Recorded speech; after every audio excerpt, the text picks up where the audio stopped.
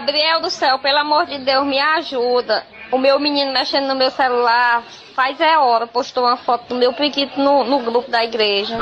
E aí eu fui apagar e eu não sabia que tinha que apagar para todos. Eu apaguei só para mim e a foto permanece aí no grupo. E as meninas já me ligaram aqui, a Betânia, a Sirlene, eu já pedi para elas ver se conseguia apagar que ela é só administradora e nada. E eu tô aqui morta de vergonha, eu já saí até do grupo. Tu não sabe um jeito de tirar essa foto daí não, meu irmão, pelo amor de Deus, para me ajudar. Eita, colega. Mas não dá pra perceber, não. Eu tava olhando aqui direitinho, tem?